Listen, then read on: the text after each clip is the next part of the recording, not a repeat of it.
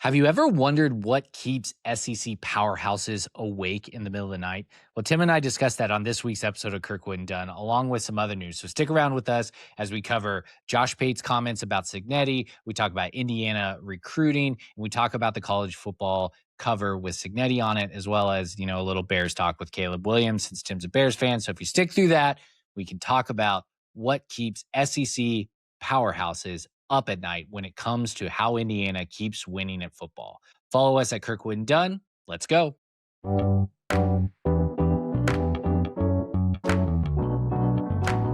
Powered by Riverside.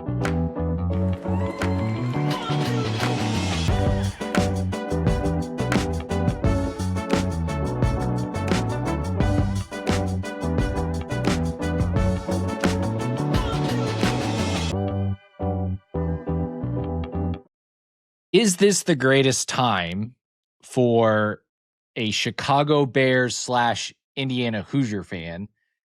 Like, what's more unrealistic? Indiana football having their coach on a cover, or the Chicago Bears having a quarterback on the cover? I think a Chicago Bears player, like a running back. God, or the like hater in you lineman, is just but out the in quarterback. Oh my God. What's more unrealistic? What's more shocking to you as a Bears Indiana Hoosier fan? The real answer is still an Indiana head football coach, because while the Bears have not had much quarterback success really at all, they've had more quarterback success than what Indiana football had pre-Curt Cignetti. Like Sid Luckman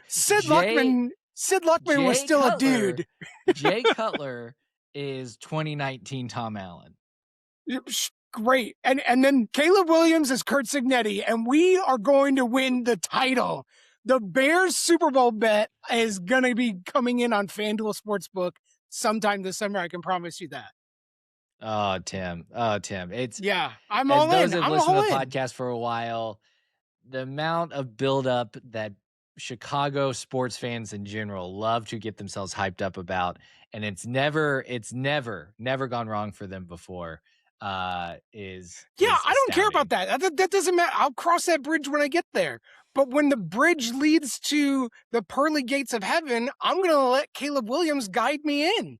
Like, open your heart. Don't be a hater. This is a great time for sports. I am going to embrace it fully, and I'm going to be never daunted when it comes to my Chicago Bears fandom too. But the Madden curse is still a thing. I know, like, in theory, no, it's not. It's no, it's broken. Not. No, it's not. No, it's not. No, of course not. No. It couldn't be. No, it's not a thing. It's done. It's fine. It's fine. Yeah, because Saquon Barkley had a historic year last year. He was fine. It was good. Josh Allen was good. Like, who can't, like... do you want to admit who actually broke the curse? Yeah, I know it's fucking Patrick Mahomes, okay? Everybody, we all lived that life for 2016 to 2022, whatever it was. We all experienced the Patrick Mahomes era. It's over. It's done. Thank you, Patrick, for breaking the curse. But there's a new sheriff in town. It's the Iceman, Caleb Williams. Well, the question is there now a college football curse? Because last year, Jeremiah Smith and Ryan Williams Coleman Williams, now he hyphenates his name. Williams? Ryan Williams is how he was referred to when he was on the cover. But Jeremiah Smith obviously had a great year. Still didn't win the Blitnikoff Award, which is kind of crazy that Jeremiah Smith has not won the best receiver in the country in his 2 years. But, I'm not crying Buckeye tears for them. Yeah, I'm not. They'll get over it. But having said that, Ryan Williams was awful last year. Bad. He was awful. Very bad. So if we're saying Malachi Toney, Dante Moore, K'Wan Lacey, Malachi Toney, Miami receiver, Dante Moore, who Tim is the number one hater for, Oregon quarterback, K'Wan Lacey, running back Ole Miss. By the way, I keep checking my watch. I'm letting everyone know. I might look at my watch. It's because we're on commitment watch for Indiana right now for a running back, and we're recording at a time. Oh, yes, that's right. Yeah, he is not committed either way yet. So I'm keeping tabs on it. I will stop the podcast immediately and get that out if that is the case. But that is why I'm continually looking at my watch. Having said that, Malachi Toney, Dante Moore, K'Wan Lacey. Who do you think of those three have the best year of those three this next season? I would take. Well, it's not Dante Moore. That Okay. he's third. He's out. Definitely. Goodbye. I'd probably take Malachi Tony. Yeah, so would I. Yeah, it's just he's the most like elite of elite athletes. Not that Kewan Lacey isn't or good, but like I think Darian Mensah is going to be a pretty good quarterback. The ACC defenses are paper towels. Like, who cares? So he's going to have all the attention. Like, certainly every ACC defense is going to be focused on him, but it's not going to matter. So I would say Malachi Tony will have the better year, probably like statistically. Kewan Lacey, I think, is good, but he's going to have an uphill battle out of Ole Miss. I think losing Lane Kiffin will be a hurt to that offense schematically. Yeah. So he's fine. I think he's a good player, but like I would put him second and then Dante Moore third because unless Dante Moore, which he probably will, rack up his stats against like the Minnesotas and Purdue's of the world, he's not going to show up in the big time. So Dante Moore third. I agree with you. I'm becoming, man, this is like going to be the second straight podcast that I've like said something nice about Mario Cristobal. I don't even know what's wrong with me right now, but I'm starting to like believe more and more that Miami's like a true national championship contender. And I know that sounds dumb for like people on the national side of things that would do this, but I'm a pretty big hater of Cristobal's in-game coaching and all that type of stuff. But they play in the ACC. That's the they thing. play in the so ACC. Like, it's like Texas Tech. Like if they didn't have freaking Riverboat Gambler as their quarterback, they had a shot to do something in national the playoffs because they were going to get there pretty easily. Yeah, Miami's the same way. Miami's never won the ACC, so they got to get that monkey off their back, right? Like they had won SMU and they lost SMU, they lost to Louisville. So they're known to lose games they shouldn't lose. And you and I talked about in the overrated quarterback thing, Darian Mensah maybe is good. Like people, I think, give him a little more credit than what people. I think he can say, certainly be as good as Carson Beck was. Yeah, it's not so hard. Yeah, Miami got to the title game with Carson Beck. So do I think they could get there with Darian Mensah? Yeah, for sure. Like they could. It will take continued talent development everywhere else, just like they did with Ruben Bain and Akeem Mesidor and everybody else. So but it's the ACC. And as long as they don't stub their toe, they should be, cakewalking into a first round bye even. Yeah. 15 years from now, we're looking back. Who has the best pro career of those three? Kewan Lacey, which is really? Yeah. Because I think he's a good running back. Like I think he is like a good dynamic running back. I think the problem is that Tony's probably too much of I wouldn't say brother? Specialist. Oh man. That's an inside joke that our audience does not know at all about Kadarius Toney. But I am branding myself world's #1 Dante Moore hater, so obviously I think he's going to be a bust out. Enjoy Cleveland, Dante. Hope you like that. So I'll take Kewan Lacey easily because I just think Malachi Tony will just have such a interesting use case in an NFL offense. Like I think of him as like a better Zay Flowers type. He's not Justin Jefferson. He's not Jamar Chase. He's not those kinds of guys. And so I just see his utility being a little bit different in the NFL than even what it is in college. I have something controversial, I guess, for the national perspective, but like I'm interested to see how the NFL uses Omar Cooper Jr. because I think he is a blueprint for how Malachi Tony could be used. Yeah, the problem is he's got Geno Smith trying to throw him a football. So fair, but let's go ahead and get. I want to get. He will also have a Geno Smith type because he's going to be taken very high in the draft if he has a successful year. Yeah, although next year actually he's got 2 more. Yeah, next year, right? But he could be catching passes from Fernando Mendoza in Allegiant Stadium. Malachi Tony could be, but yeah, I just also want to let's get ahead of this right now. It is June 3rd, 2026. There will be haters talking about Omar Cooper Jr. not being worth a first-round pick. Shun those haters out. Get ahead of this now. This is not Omar Cooper Jr.'s fault. This is a bad head coach and Geno Smith's fault for him probably having 32 catches and 510 yards, the entire season. That Jets team, I want nothing to do with from like an NFL perspective and success. Obviously we're invested in Omar and D'Angelo Ponds, and I think they both will be very good long-term NFL players, but next year it's going to be uphill sledding for the Jets. Indiana we're on commitment watch, as I mentioned, as we are recording, but Brady Scott out of Massachusetts commits to the Hoosiers as safety. I had heard that he's a lot like Matt Sieg, who I really wanted last year. He's a 3-star kid, really good, but I mean, I'm going to say surprise. He wasn't on my radar necessarily that he was going to commit anytime soon. Was Ronaldo Perez. I want to say Lopez every time because of the Braves pitcher, Right. but Perez, as he is out of Columbus, Ohio, an edge rusher. He's the number one by some ratings, the number one ranked edge rusher in the state of Ohio, which is good. Like Ohio has great football, which is why Ohio State's always really solid. Tim and I always give the caveat, the warning. He hasn't signed. He's not here, all that fun stuff. But he does commit over Ohio State, Michigan, and USC. Tim, I want your take before I come in with maybe a little bit of a mea culpa. I think this is great. I mean, I'm just looking it up right now. He's 6'6", 260. That's an excellent frame. Boy. That's an excellent frame. That's different than Miles Smith. Miles Smith is probably a little bit more of a bendy guy, a speed guy. But to me, this is like Duke Way type. Yeah, Ronaldo Perez. I'm looking at this kid going, be like, oh yeah, let's get him in the weight room.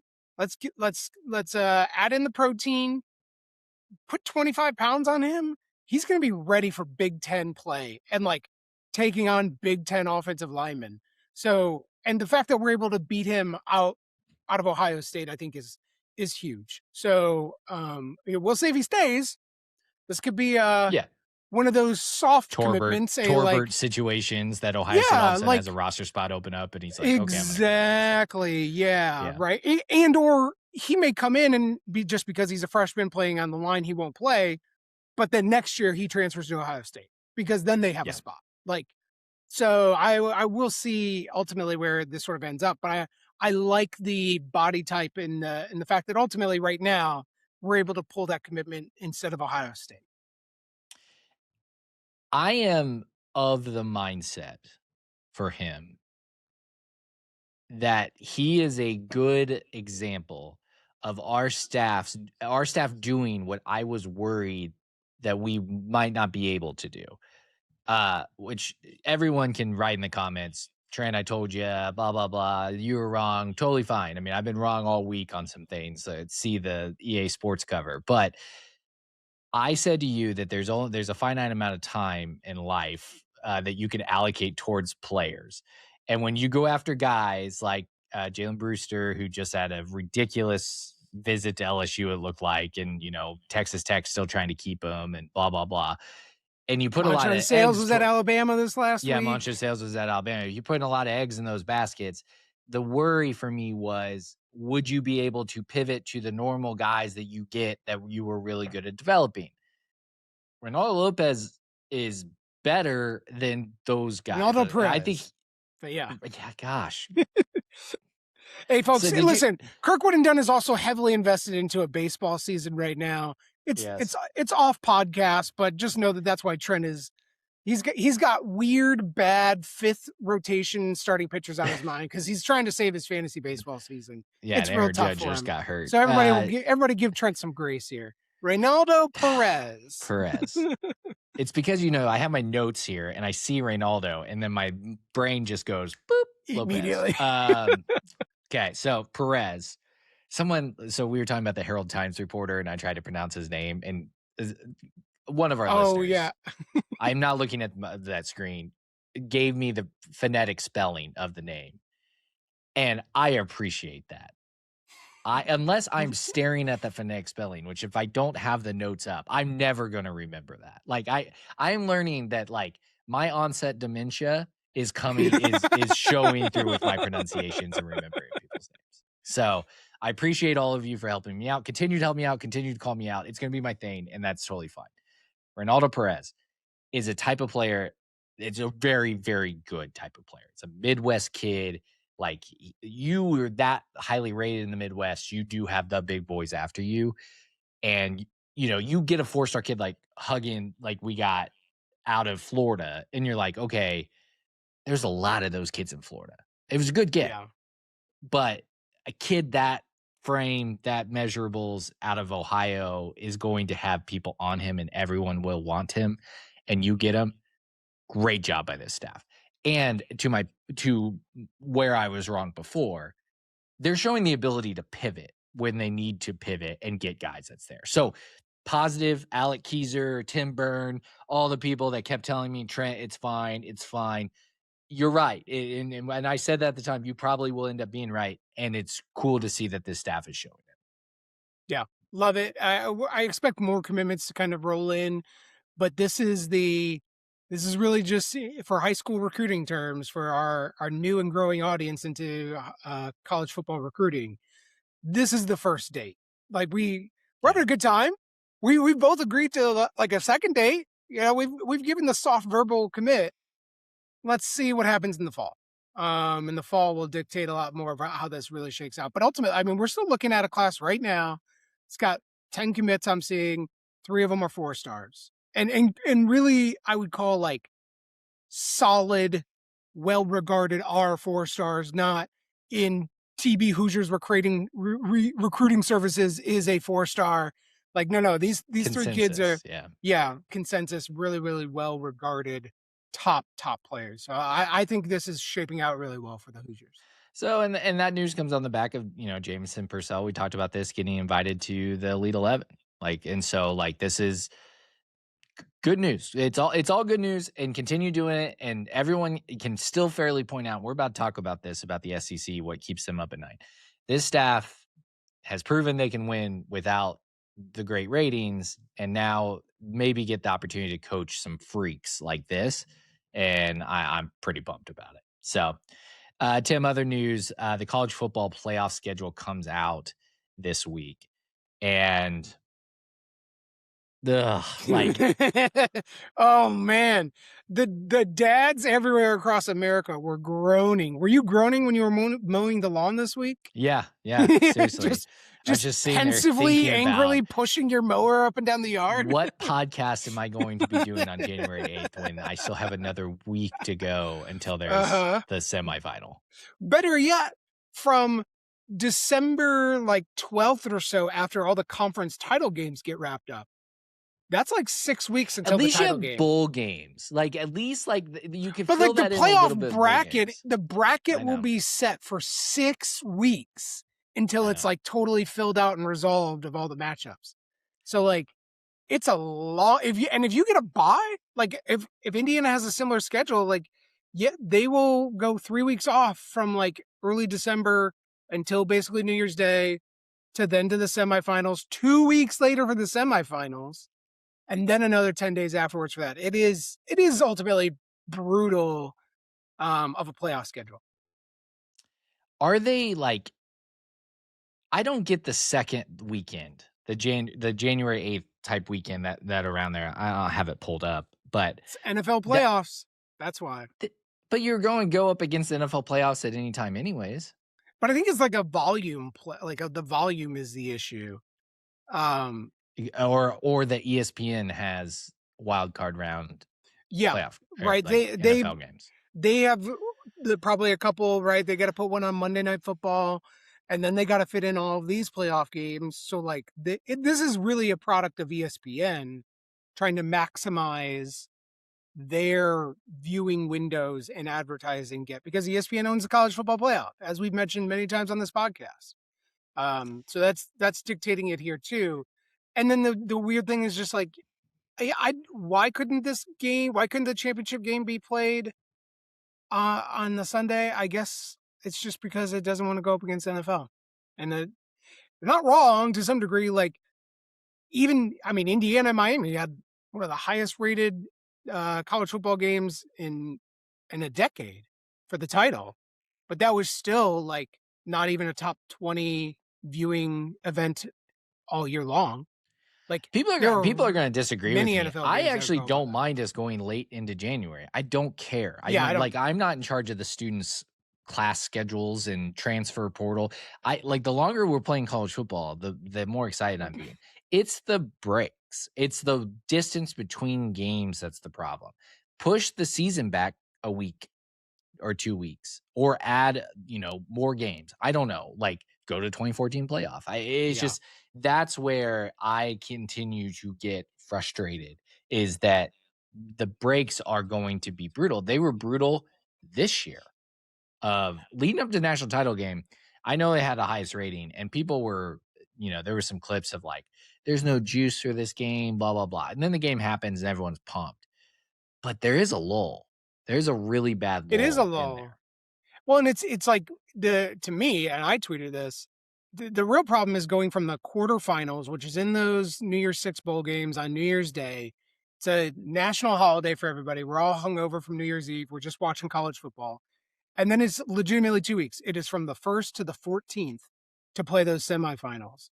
So that is like even a bigger break than the 10 days from the 14th through the 25th-ish to play it. And the problem is that the national title game comes off of the conference championship games that weekend before. So everybody's just like, who's going to the Super Bowl? And then you're back to work Monday and you're like, oh, the college national title game is tonight. I low-key forgot about that. Yeah. Like, it is, they do not play well in terms of the NFL schedule or balancing it. I would love to see a better world where these things could be optimized together over a weekend. Like, in Tim's perfect world, we would have the college football playoff games on Saturdays and Crazy. the NFL playoff games on Sundays. That's craziness. But they don't want to do that. Like, it would be, I mean, in a perfect schedule, I would love to play the college football national title game the weekend before the Super Bowl, which used to be the Pro Bowl week. That lull in the NFL schedule. Yeah. Yeah. That would be awesome. And they're pushing back far enough, they might get there. Yeah, right. Well, with the 2014, I bet we do get there. That's where we end up. But it's just, yeah, man. This is the off season, so we talk about these things. It just is like NFL. They've got college football has so many issues right now that they just cannot figure out. It is wild to me. It is wild to me. Maybe we'll put out a graphic of how to solve. There might be an answer. We'll ask the Kirkwood and Dunn analytics department to solve college football and like what they need to do, and maybe we'll look for a solution, and put that out on Friday. Think so, Tim? It was. Yeah. I want to steal somebody else's point. I think it was actually it was a quote from the Nebraska athletic director, who, and you and I made this point in some version in our recent podcast. We were kind of diving into the higher ed side, which is the problem ultimately is that while these are competitive football teams and they play a football game, they are arms of the university, which are also competitors for students and for marketing dollars and all of those things. And professional sports, the NFL, whatever else, while they are competitors on the field, they very much realize and work together for the most part. There's always defections, that the rising tide lifts all boats, that the league, right, that the shield of the NFL is what ultimately we want to win. And so whether or not the Bears or the Chiefs or whomever really wish they played on a Saturday or Sunday kind of ultimately gets pushed aside for the betterment of the entire league. And that doesn't happen in college sports because the universities are also inherently competitors. And that's why we have the dumbest system possible. Yep. For sure. Okay.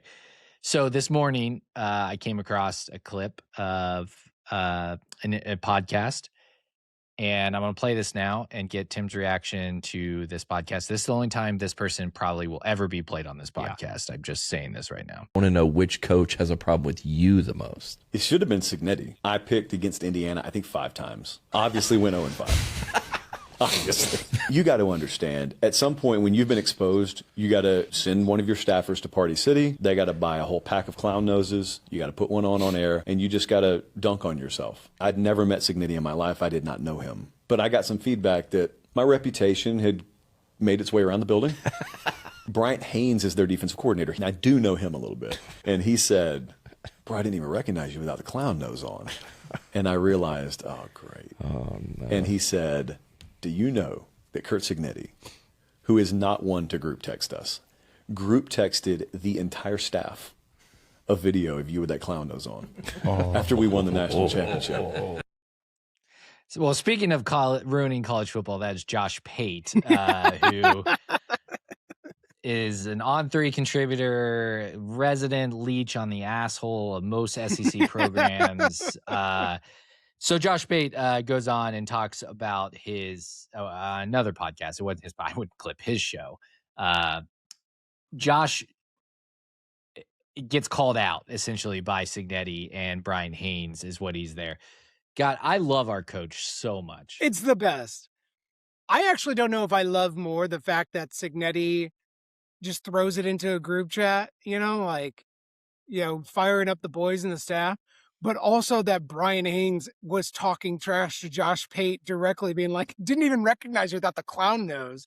Yeah. I think what we're definitely learning throughout this offseason is that Brian Haynes is a bigger trash talker than Curt Cignetti.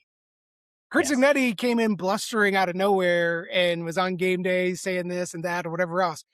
Good Lord, it's a good thing Curt Cignetti kept Brian Haynes in the bandwagon back, because if Brian Haynes gets a hot mic, I think he's going to be letting it fly now anywhere and everywhere. That was great. Take 1 a.m. Every night before I go to bed, I turn on Brian Haynes' Twitter notifications to my phone just in case he's tweeting at 1 a.m. Yeah, no, and that's Haynes probably said that to Pate when Pate came into the building to do the Cignetti interview, which is fantastic. It also tells me, and I truly believe this, that I don't think any of these national media guys, especially the ones that kiss Alabama's ass and all that type of stuff, have any relationship with this staff and Curt Cignetti. There is I don't know who would be the closest to him. Jeff Goodman likes to brag that he went into an office and met Cignetti one time. I would bet if you are a smart listener of Kirkwood and Dunn, you would know that we all talk about pretty openly that Fox is a very big partner. And so I would bet that Joel Klatt would have the most or best access, because Joel Klatt is going to then go out and propagandize Indiana and the Big Ten. Yeah. So that's also just the way the world works. If you follow any level of politics, that's just the way media works a little bit here. So I would expect because guys like Pete Thamel, Pete Thamel's breaking the Cignetti contract news from Cignetti's agent or adjacent people. Exactly. Or some media vendor or something else. He's not getting it directly from the staff. Nicole Auerbach could also probably. She's been on campus and done some exclusive sit downs with him. So I don't know. I know it's not ESPN guys, and it's not the likes of Josh Pate. Well, and it certainly isn't seemingly the motive of Cignetti or anybody else on the staff to individually want to go out and try to leak things to the media or try to put a spin narrative out there or anything else. They are here to chew gum and win football games, and they're all out of bubble gum. That is we've already clipped that line. It's a great one, but you can't re-clip things. I'm going to keep reloading that. That's what they're here to do. And they'll talk a little trash when they feel like it, right? Cignetti, all right, I'm going on game day. That'll be the time to go do it, or whatever. Brian Haynes getting on Twitter after a few beers or something. But they're not trying to play a media game. And that seems to be much more of a different type of coach, Lane Kiffin, et cetera, that is trying to use the media as another brand piece for them. That's just not our staff. And I love that for them. So got a question. Let's transition and talk a little bit about the question. It said the question basically is SEC's programs shouldn't be caring about what Georgia shouldn't be caring about what LSU's doing anymore, or Tennessee or Alabama. They should be looking towards Indiana. And they basically asked, are the Giants in Tuscaloosa, Athens, Baton Rouge, whatever, actually losing sleep over Bloomington? So my question to you is if you are sitting there in the SEC war room of Kirby Smart, Josh Heupel, Mike Elko, Texas A&M. Inviting Indiana podcast hosts to your quarterback club to give a little speech about how to win football games. Yeah, if I was one of those guys. Yeah. What are you trying to figure out the most about what Cignetti's doing? Like, what is dumbfounding you to the point of frustration if you're an SEC coach? Like, how you're doing an autopsy on Cignetti. Like, how? Yeah. What are you looking at?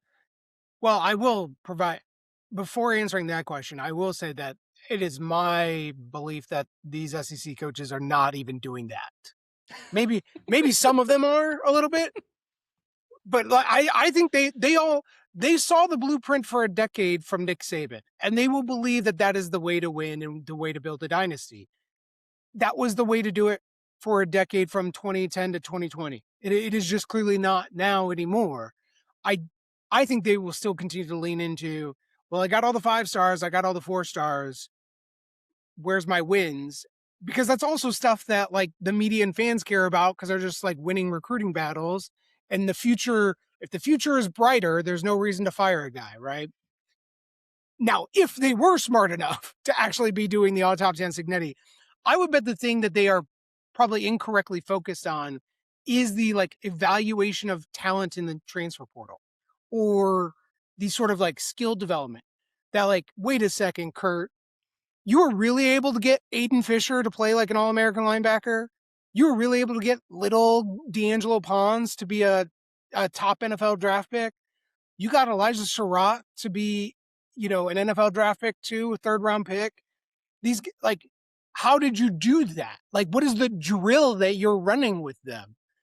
And I think, unfortunately, if they were really around Bloomington and Curt Cignetti, they'd realize that it's probably not anything actually special. It's just doing the work, that Indiana runs the same fucking drills they do, and that they just keep coaching and they don't do any of the other BS. And that's what gets the most out of them. And then ultimately it's their own work as a coach to like scout, scheme up certain things, how they play call, etc. And that the secret sauce is not some, oh, I don't have a good video guy in my recruiting department to send me good clips of the JUCO players. No, like you all saw the same players we did. We just took them and then made them better. And they're thinking it's just a tool, and it's a lot of things. I think I would suspect that's what they are. If they're truly focused on replicating the Curt Cignetti model, is, well, how do I take a 3-star and make him into play like a 4-star, and take a 4-star to make him play like a 5-star, make a 5-star and make him play like a 1st-round NFL draft pick? How do I do that? And that's what they're focused on. I do want to unpack a few things that you said. Is one, I somewhat agree with you. I think that there's a lot of explainaways for an SEC country, and you can see from their fans and what ADs are saying and stuff like that from that area of like what Cignetti did. Like, I think they are looking at it as like a 1-year model, like, or, that won't be replicated. Indiana had 2 older guys. All the excuses that we talked about in our things are probably being talked about in coaches' rooms and stuff like that. I also agree that I bet you a lot of it is like, oh, Cignetti just did Nick Saban. Like he did all the things that we're trying to execute. And Kirby Smart's like, what we tried to do down here and won us 2 championships. Like, those are the things that they just think Cignetti is doing that. And then that's the case, which we've talked about at length on this podcast. This isn't cut and dry Nick Saban. It just isn't. Like, no, it's very it's not with the talent levels. It's not with all that fun stuff. So to your point, the development thing is something that I think that they should be trying to figure out. Is when I hear about Cignetti's practices and I hear about staff continuity and I hear about winning without the facility Taj Mahals that we have down here, like, what is it that they're doing better? How is he getting guys, the mental makeup, the guys out of these portals, and for them to basically not miss except for maybe 1 or 2 guys, right? Where we're trying to do it a different way, which is sign 5 stars, 4 stars, whatever, and have them come through. I think the other part that they need to study is Brian Haynes and his defense and how they continue to confuse what appears to be competent coaches up north on the offensive line. And obviously competent coaches, Kalen DeBoer, who I highly respect as an offensive mind, how they were so confused about these twists and stunts with undersized, low star, not as good measurable guys that they're continually getting sacks. And I will go as far as to say is like that's where obviously what we talked about, the AI stuff comes in, like is Indiana cheating or whatever. Even if Indiana was cheating with what is perceived as the talent on Indiana's side of the ball, they shouldn't look that dominant. And they played Oregon twice. And I get it. Will Stein was distracted, whatever. But they played Oregon twice, and Dan Lanning is paid to do a job, and Dan Lanning's a competent coach. Yeah. And they still made Oregon look dumb. And what I would the other point that I would think too, if we're also diagnosing what is the true success of Curt Cignetti, the magic sauce a little bit. He and Mike Shanahan especially, Tino Sinceri, everybody else in that entire offensive staff, Chandler Whitmer, they developed the quarterback. And it's very clear the real one consistency throughout the entire Curt Cignetti era is he was playing mature veteran quarterbacks that had started games, that hadn't it wasn't new to them to be playing under the lights or anything else. And they got those quarterbacks to a better place, a higher floor. So those quarterbacks made fewer mistakes. Thus you had fewer turnovers, putting your defense into a bad spot. You held drives longer, blah, blah, blah. And when the quarterback can execute a 3rd and 4 out route to get a first down, the running game gets more opportunities.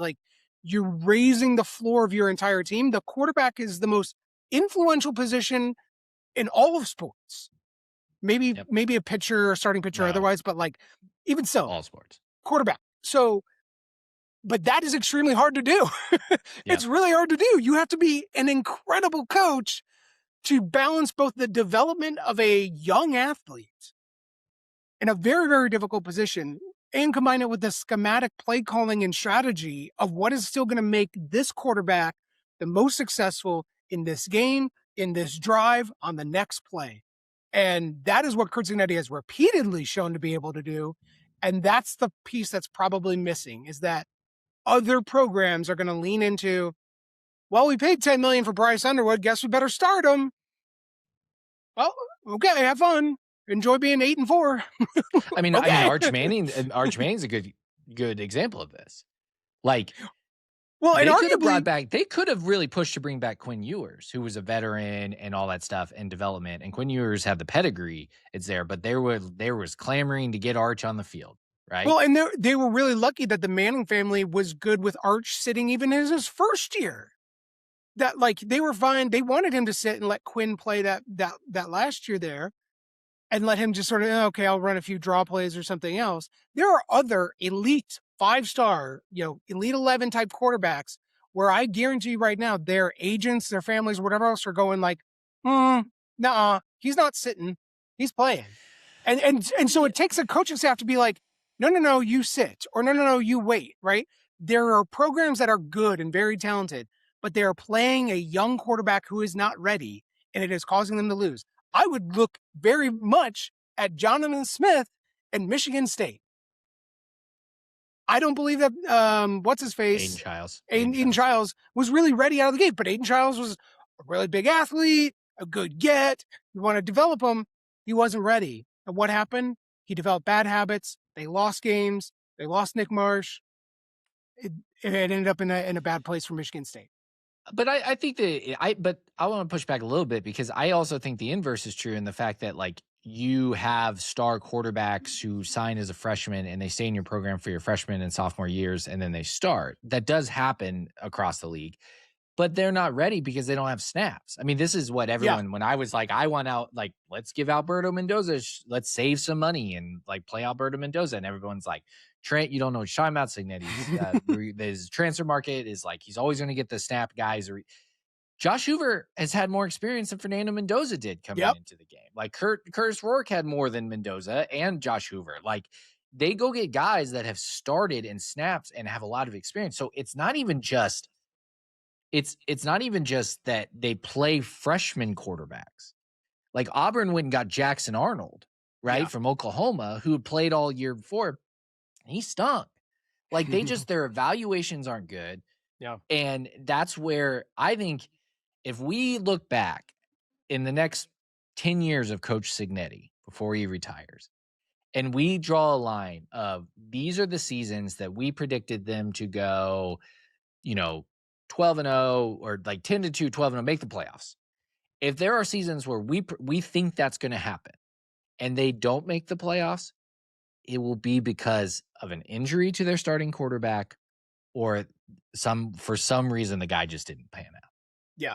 Like I agree. I think what keeps them up at night in the South is because it was specifically asking about the SEC is how the hell does Cignetti develop quarterbacks like he does?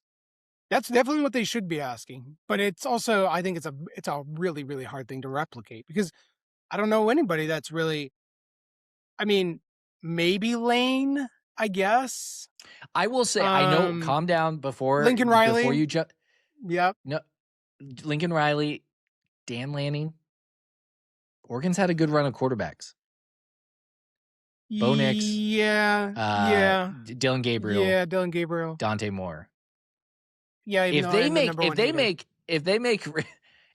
Raiola good next year, like he's just average, Dan Lanning might be a better quarterback developer than Cignetti. Maybe, Just kidding, if they get I'm there. just kidding. No, but I like think about who we're talking about. Marcel Reed at Texas A&M. Gunnar Stockton at Georgia.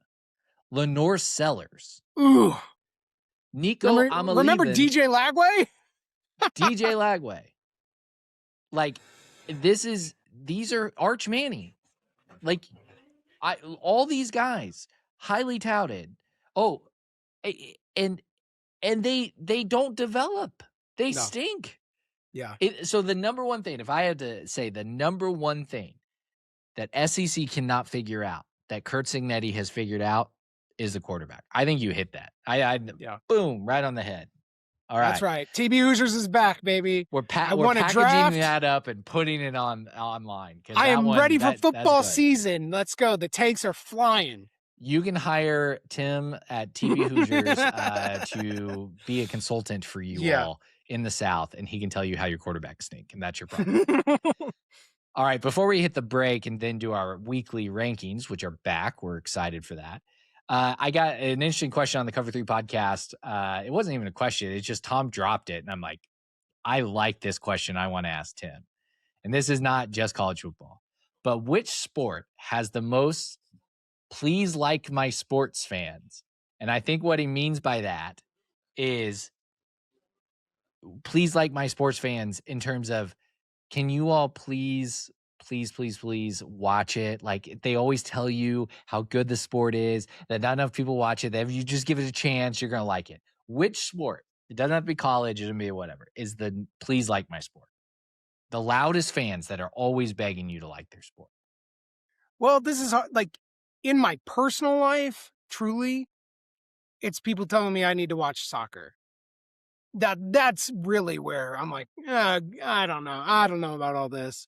Why can't they just hit the stop on the clock button? This doesn't make any fucking sense. Like, we're doing extra time before the World Cup. It's timely. Jeez Louise, people. Now, will I watch the World Cup? Yeah, it's summer, and like, what am I going to do? Read a book? No, I'm going to watch sports. Like, that's just, I'm going to be watching the WNBA before I do that. He's going to be chugging Miller Lights and playing Freebird, watching that. It's soccer, but like, that's just because I have like other particular friends also that are like really big into soccer and been wanting me to watch EPL, and like, that's just not really going to happen.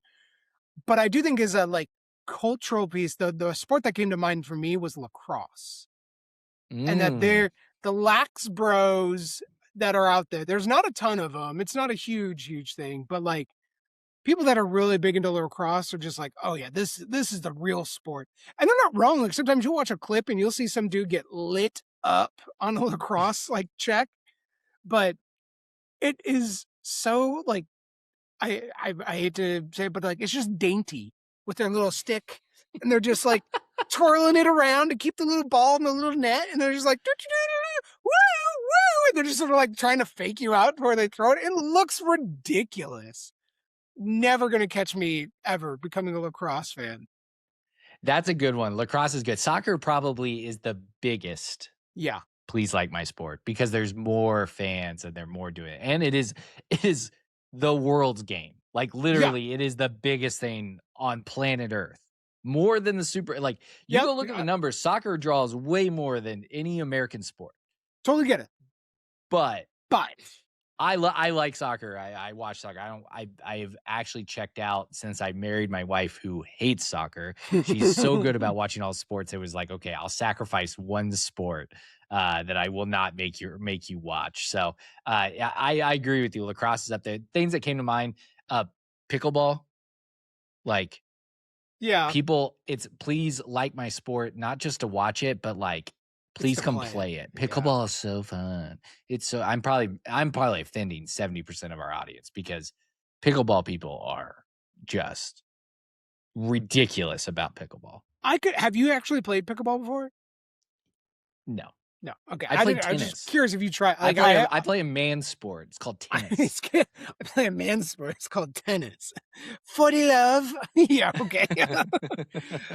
I loved for years in college. I played ping pong all the time, and but like I would never call it a sport. That was just like it was like a yard game to play. The hobby. It's like cornhole or something. So it's not on the same level. You will not catch me ever playing pickleball either. No, I think you hit the first two. Tom Fernelli brought it up when it came to college baseball. Like, you should watch college baseball. And I actually do like college baseball. It's not Jeff Mercer should be fired. I'll just get that out there to the Indiana angle. He's still not fired. You want to save it. Exactly. I was just about to say that. Yeah. You want to know that your sport is irrelevant to a university? You're that bad and you aren't fired yet. Which is a little bit of a shame because Indiana was making some inroads in baseball. Yeah. But it's our former coach got fired at Mississippi State. We could hire him back. College baseball is not for me. And I love Major League Baseball, but it's so hard to watch it knowing it's such like a fifth tier of baseball. Like AAA and AA baseball is way better than college baseball. I like it. I'm a fan. And going to the BART on a Saturday was a Sunday afternoon game, having a couple beers, spitting seeds, watching Devin Taylor just smash was pretty fun. All right, let's take a break. When we come back, for those of you listening to this, we're going to do our ranking. And our ranking, as we discussed on last week's podcast, was our top venues that we want to go see a game in college football. I think Tim and I should do a heat check on this every once in a while and see where we lie. And we'll talk about what our rankings are if you're new to the podcast right after this. Hey guys, just want to take 1 second to say, if you like our content, please like and subscribe or comment on the platform that you prefer, whether that's Apple Podcasts, Spotify, or YouTube. It helps out a lot for the podcast. Let's get back to the show. So it's now time for our weekly rankings. Our weekly rankings, for those that don't know very quickly, is where Tim and I rotate back and forth. Tim will be going first this time, and then I will go after him. We have not compared notes. We have not discussed anything. We come up with a ranking. We put out on the internet with, this is our top 10 ranking, and it doesn't matter what it says. This is what we're going with. So we've had some misses. We've been pretty good. We've been in sync here in the off season. We were doing good the past couple weeks. This feels potentially contentious, but also weirdly sort of like we might be aligned on it. Actually, I will say, I think we'll be aligned Tim and I are big college football guys outside of Indiana. I know we're going to agree on number one. Yeah, I agree. Everything else is very up in the air. Everything else is very up in the air. And it's going to be interesting because I've been to more venues than Tim has, been to more stadiums. So will I rank things that Tim might want to go to that I'm like, I've been, it's fine. So we'll see. All right, Tim, you were going first at number 10. When we come back to we finish this, we do honorable mentions. Can we Yeah. also do a quick a dishonorable mention of like places we don't ever want to see a game? Well, Maybe that's his whole separate rating. here's but the thing. I just want to shit on a few places. I just want to tell a few No. places they suck. This our guy Russell, he's a listener. He jumps into our messages sometimes, and we were talking about the college football cover and how wrong I was, and he was like, we come to Kirkwood and Dunn for your guys' like hot takes and stuff like that. It's not there. So yeah, we probably should have done the worst venues in college sports, like in Power whatever. 4. We can come back to it. We got time. We still have time to pivot. Yeah, no. It's June 3rd. We can do it that next week. We can just do it. We've got plenty of podcasts to cover before we even sniff a game. Okay, here's the deal: is if Russell dives into my DMs between now and then on the Kirkwood and Dunn Instagram and tells me we should do our worst, we will. That's going to be my thing. So if he's listening, he's very upset with me that I didn't put a Bella Danger's face on Tim last week. So we'll get this in. All right, Tim, go ahead. Number 10. I think I'm going to put it number 10. And the reason it's down, it could be higher. Other fans would have this place higher, but for me, it's 10. I'm going to pick Ben Hill Griffin Stadium, better known as the Swamp, the Florida Gators. It can and could be higher. Tom Petty won't back down between the third and fourth quarter is awesome. Love that. I am jealous that Tom Petty is from Gainesville and we have John Mellencamp. Sorry, John. You're not as cool as Tom Petty. Oops. I mean, nobody's as cool as Bruce Springsteen, so let's also get that clear. But the Swamp is cool. I like the Chomp as like a chant thing, whatever else. The reason that it's at 10 and not higher, it's hot as balls. Like, I would die. I would be dying. Like, I would need to bathe in sunscreen beforehand. I need to be coming double strapped up with liquid IVs. Like, there's just, I'm not built for that kind of weather, really. But I like the Florida Gators and Ben Hill Griffin Stadium as the Swamp at number 10. So, great pick. I have not been to a game here. I've done a tour of it. It's huge. I mean, I think we will find a certain conference that we like to shit on a lot. There's going to be a lot on this list. Yeah, probably. Yeah, they do a good Actually, job most of their them, game day venues. Yeah, so like it's going to be a lot on here. And so the Swamp would be cool, and obviously, the Gator Chomp and all that fun stuff, and plus, you probably are going to get to see them lose to a team they probably shouldn't lose to. That's the best. You watch them choke it away. Try to fire their coach at halftime. All right, I'm gonna get this on here because it'll just be on the list. Is like I think a game to go to, and I would like to go to it when it's not Sub-Zero. Is Notre Dame Stadium. Oh man, I thought we were gonna leave it off. I thought we were gonna be good on that. No, I'm doing this out of the purity of college football. Is it called Notre Dame Stadium? I think it is. Yeah. Okay. I didn't know if it has a sponsor yet or a name. It's honestly, I got the Catholic Beehive all riled up last week by clipping the Mario Cristobal, Marcus Freeman discussion. So, I'm going to throw them a bone here. I like history. Yeah. It's a cool historical venue. They've done a good job. It was miserable and awful and a terrible place to be in December 2 years ago in 2024. I will say that. But give me a chance to go watch Northern Illinois beat Notre Dame in that stadium with all that history. Sign me up. And Jesus right there, like just watching over things. Yeah. Touchdown Jesus, like all that type of stuff. Like it is cool. Now South Bend, kind of a dump. Yeah. Confirmed dump. Yeah. I can confirm. So we're not ranking college towns. We're ranking physical just structures. A stadium. Yeah. I get it. I kind of like that Notre Dame also doesn't paint the end zones. They just do the stripe, leans into it. I get it. But, God, some of those people. They're just the Oh, worst. yeah. I'm going to put headphones in and not talk to anybody. And outside the stadium was the most trashed tailgate I've ever seen. It was awful. Like glass everywhere, just things thrown on the ground. Terrible. Like they're despicable people. Like I'll establish that. But their physical structure is pretty cool. As a venue. Okay, number 8. I'm gonna go with Camp Randall in Wisconsin. Good one. Jump around seems cool. It would be nice now because very seemingly we could win there now.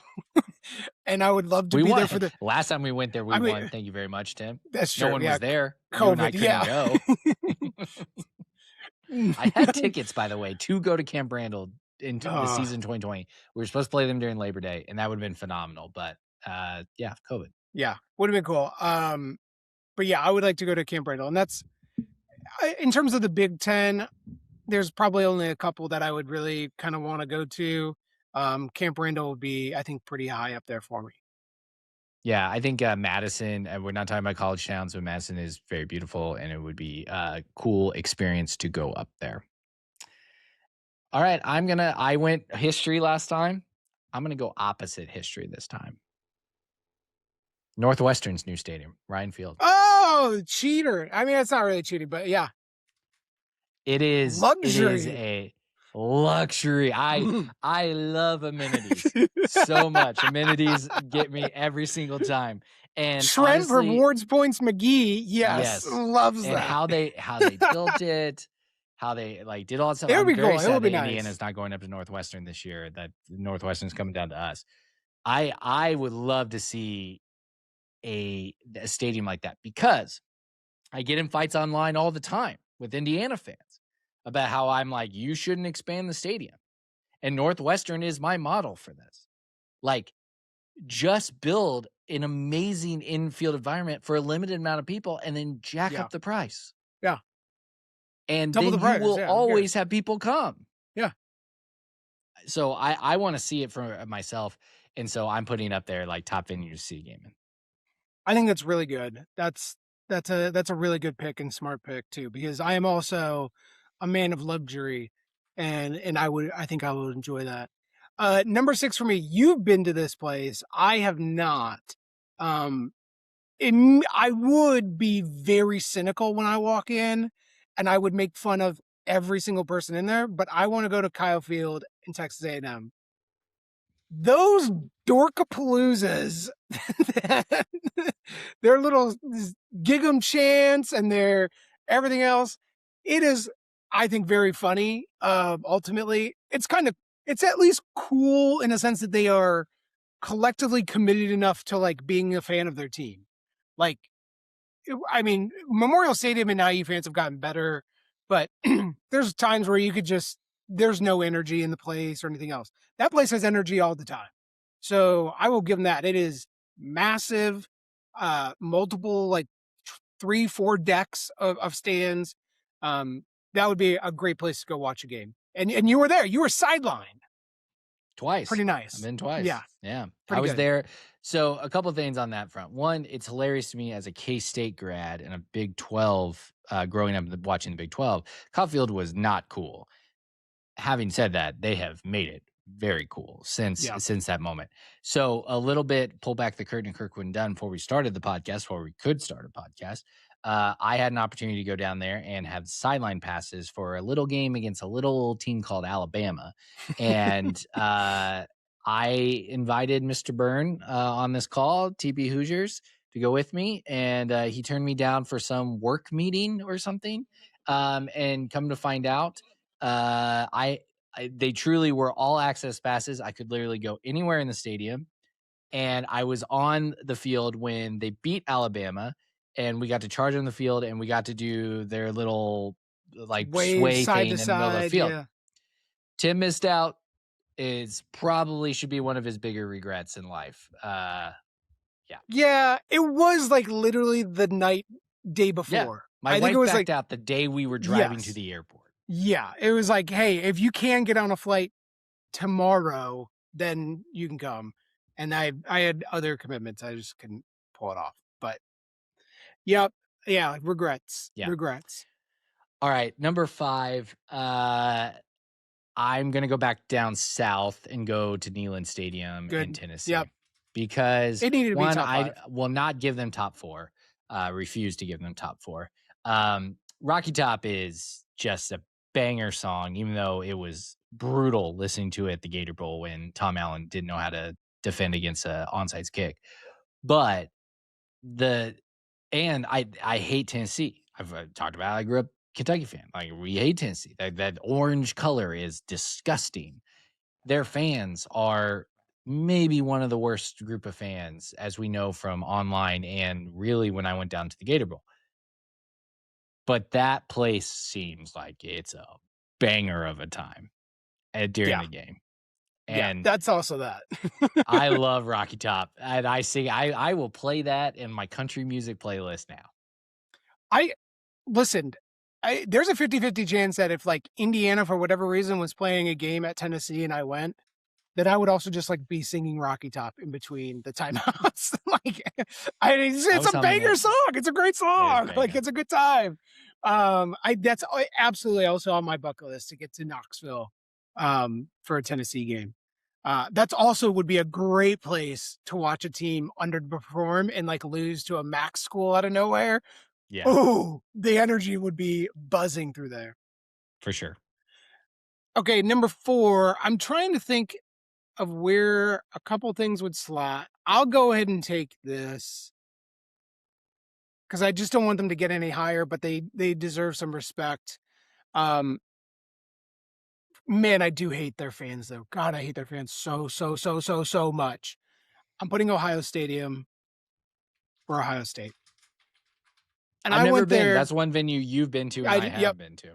I pulled the trigger on it. It was early Kirkwood and Dunn days for Curtis Rourke taking the boys to Columbus.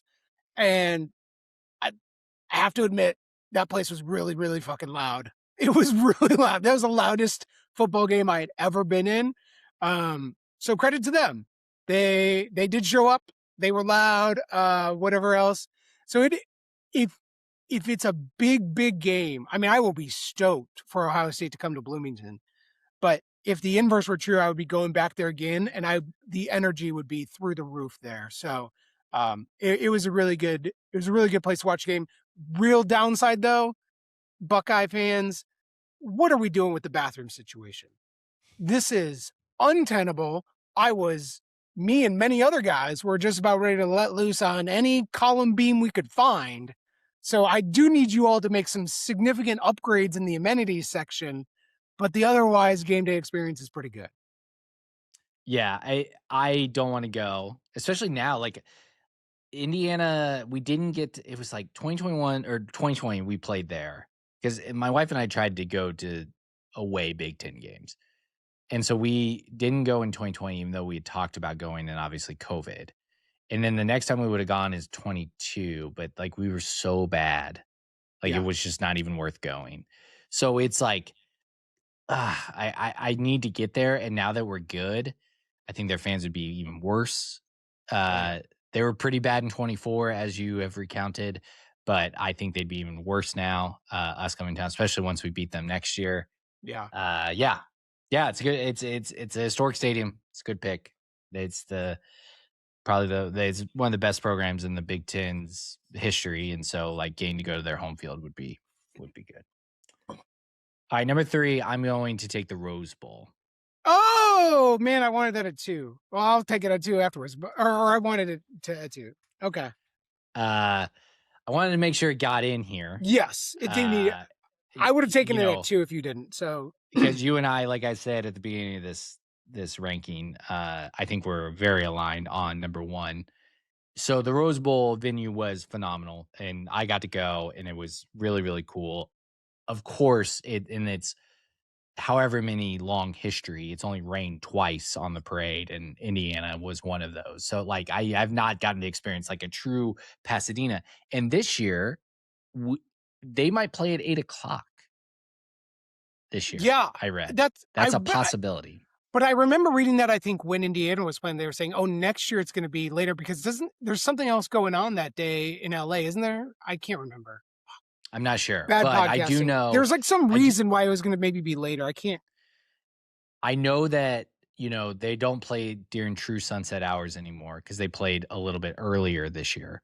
Yeah. And so you didn't get to see the sunset until after, which was very cool because the Marching 100 got to go down the field after it rained and play some songs and their sunsets, but we didn't get to see it during the game. So I think that, that time slot is gone. But you might see a night game there, which would be kind of interesting, especially getting out of that venue is at midnight or whatever it would be on the West Coast would be kind of wild. So, yeah. Rose Bowl, oddly enough, I mean, it wouldn't, obviously, the West Coast, sorry, I want to correct myself really quick. It wouldn't be, if they played at 8 Eastern time, it would be like 5 o'clock. So it wouldn't be midnight when people are getting out, but it'd be late. Yeah, it would be. You're right. Time zones is a real problem. Yeah, my bad. Time zones. I would say sneaky, maybe not all that sneaky, but very clearly, especially for the Rose Bowl game, that is the best grass in America. It looks pristine every year for the Rose Bowl. Don't know about a grass guy, what they're doing. We need to innovate in the dad lawn space, figure out what's going on, what kind of seed they're putting down, whatever. But it looks amazing every year. Always love the Rose Bowl. Every January 1st. Okay, number 2. We know what number 1 is going to be. Number 2 needs to be one of these 2 Big Ten schools. And so one of them is just going to get left entirely off. I've been to one, I've not been to the other. I'm going to guess that the seating is better. I'm going to put Beaver Stadium and Penn State at number 2. Okay, thank God. Because I know who you were considering. I know, yeah. I was considering Michigan. You're going to be out of there. No. Good. I have thoughts on Michigan should not make this list. It should be actually in conversation for the worst venues to go to. I think it's fine. But anyway, Beaver Stadium, again, I would imagine the fans are very loud. That's all anybody ever talks about. And if Ohio State held up their end of that sort of mythology, I suspect if we went to Penn State, we would have that similar experience as well. I'm very curious what it would be like for a non-whiteout game. They all talk about the whiteout game as this sort of like incredible event, but it seems like they have plenty of big games and plenty of like good fan energy anyway. So I don't know that there's a real difference, but it would be really interesting to be there either for the whiteout game or not for a whiteout game or something else. I do like it at night. I think the lights really bring a different energy there. And then also, I mean, that is 106,000 or whatever. So like it's probably pretty insane. Getting to State College, Pennsylvania seems like an awful idea in every possible way. So I don't know that I'd be thrilled about the travel experience, but in terms of the game day, I think they deserve to be up here. So I'm taking Beaver Stadium too. I scoped it out one time. I think it's actually, when we were looking at it, it wasn't too expensive to fly into State College. It was hotels because there's nothing around it. Yeah. Nothing around it. Yeah. So I think that's good. I'm curious of what makes the whiteout so special.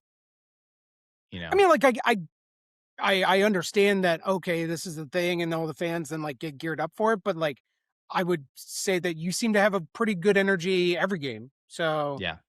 I mean, they came alive in that fourth quarter against Indiana. Indiana had to come back in that one, even though their season was completely dead. Okay, so Tim and I have been hinting at this all along. I am turning on my jukebox, and if YouTube actually wouldn't take down videos, I would currently be playing Call Baton Rouge because we are going to... Operator, won't you put me on through? I got to send my love down to Baton Rouge. Hurry up, won't you put her on the line? I got to talk to the girl just one more time. That's what you wanted. Death Valley, all the fans wanted. Tiger Stadium, whatever you want to call it. It is on Tim and I's bucket list. We talk about it all the time. We'd love to go to a night game there, and specifically a night game in LSU, regardless of who's coaching. They've had some miserable scumbag coaches on their sidelines. It does not matter.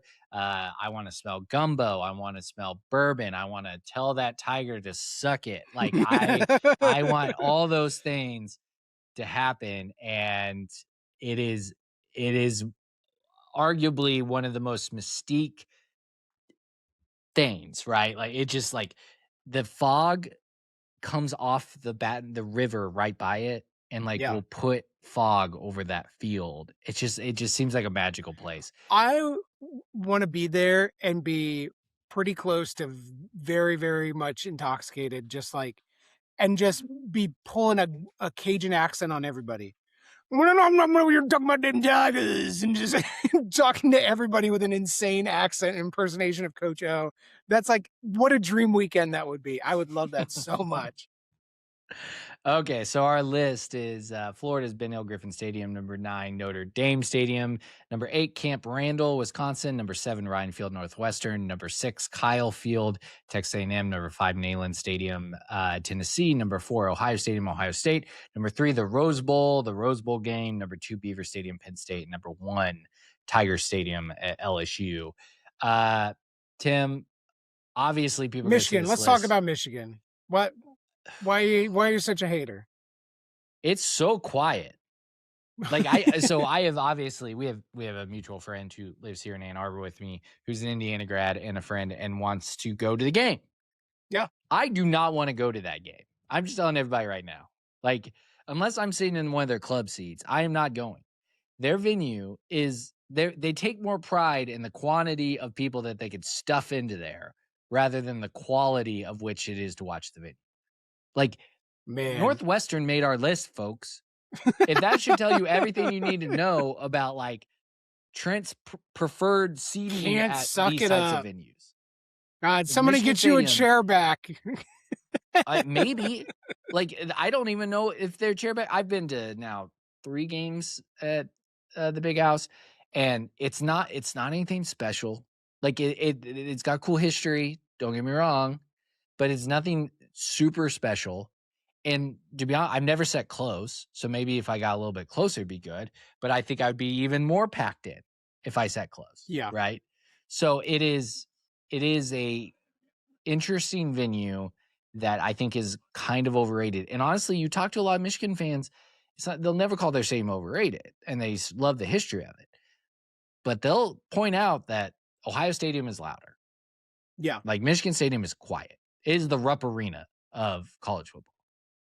It seems like the Michigan Stadium just has more, because there isn't a second deck of any kind.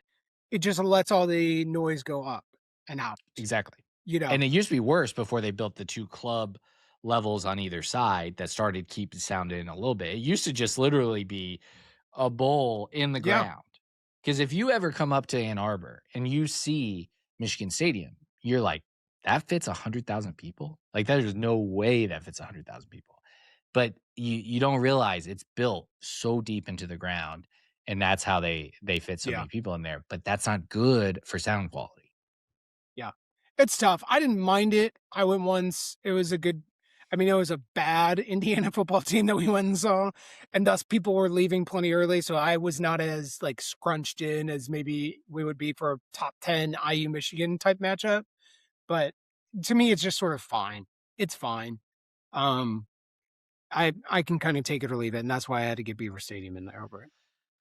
Honorable mentions, any other ones that we left off that you were kind of surprised? If people are going to look at this list and see like Northwestern Ryan Field and think we're ridiculous, and then it's like, go watch those videos. Guys. Watch the preview. This looks cool. Yeah. You're going this year, so I'm going to be very jealous, but I would be curious about Husky Stadium in Washington. Yep. The boat tailgating sounds fantastic. As everybody knows who participated in the summer draft, big boating guy I am, so still shockingly have gotten 0 DMs of people offering up their boat and to be my friend. So still on the lookout for a boat friend if you're out there. But that would be one that I'd add very close to that top 10 would be Washington. Is there any other on the West Coast that you would even consider? Like LA Coliseum and the USC, like I thought about it. I would go to a game there. I wouldn't refuse to go to a game there, but it's not like something that I'm going out of my way to go see. Yeah. Because they don't show up. Yeah, and it's weird. The Coliseum is actually so big that like the other end zone is blocked off. Tarped so off, like it's just a weird venue. Like the Coliseum is like an interesting venue regardless of the sport, but it is not probably the place that I would want to watch a football game by any means. So You didn't say Autzen. Maybe Autzen. But I could take it or leave it. I mean, Autzen was very cool. I was excited to go. It wasn't as loud as they made it out to be. It was loud, but it wasn't loud. Yeah. Like, it wasn't that loud. Kyle Field was louder. Maybe Oklahoma, but meh, I don't know. Craziest story about Oklahoma is they had a bomb go off like within distance of their stadium while an active game was going on. And a lot of people don't talk about that. Go look that up. It's crazy.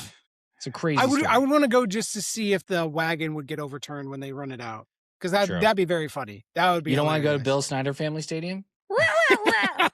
Yeah, the Wildcats, K-State. Nebraska's Memorial Stadium is really cool. People could convince me to go there this year. I really, really enjoyed Nebraska Stadium and just the Nebraska experience in general. We won, which also helped. Kinnick was fine. I can pass on Kinnick. Outside of that, the Big Ten's pretty bare. Yeah. Minnesota Stadium is actually like talking about amenities is nice because it housed the Vikings for a couple of years. Yeah. It's only 20 years old. So it's actually not bad.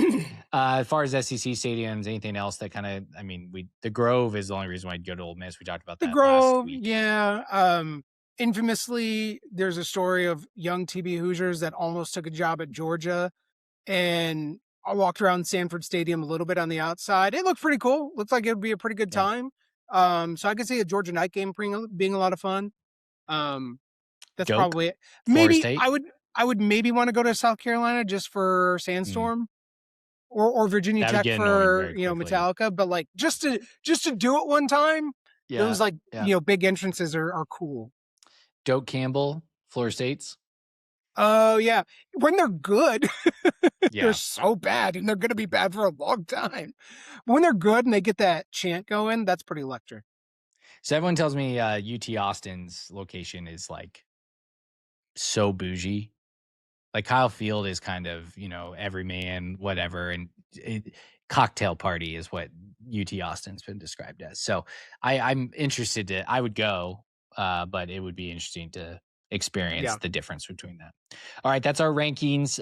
Please comment below. Are we missing any? Do you agree with our rankings? Do you think we're ridiculous for putting Northwestern in a top 10 college football ranking? People might be surprised by that. You can follow Tim at TB Hoosiers. You can follow me at ST McGee. You can follow us on all platforms at Kirkwood and Dunn. Please like and subscribe. It helps out a lot. We will see you on Sunday.